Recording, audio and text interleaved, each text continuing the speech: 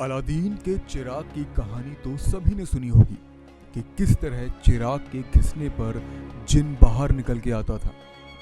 पर क्या असलियत में जिन होते हैं? क्या इंसानों की तरह इनका वजूद होता है? तो आज हम एक ऐसी ही कहानी आपसे साझा करेंगे जो असलियत में कहानी नहीं बल्कि एक सच था। ये कहानी है ऐसे महत्वाकांक्षी पीर की जिसने अपने गलत इरादों के चलते एक जिन को बुलाया और वही जिन एक दिन उसकी मौत की वजह बना।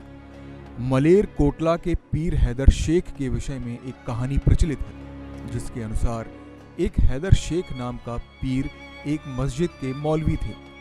एक बार इन्हें एक किताब मिली जिसमें जिन्नों को बुलाने की विधि लिखी हुई थी।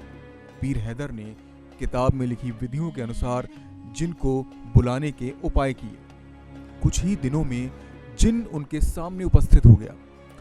जिन ने पीर से पूछा, क्या हुक्म है? इस पर पीर हैदर ने कहा, तुम मेरे लिए क्या कर सकते हो? जवाब में जिन ने कहा, आपके एक हुक्म पर हम दुनिया का कोई भी काम कर सकते हैं। पीर ने जिन से कहा कि कोई सुंदर सी लड़की लेकर आओ। इसी तरह हर रोज वह पीर उस जिन से ये काम करवाने लगा।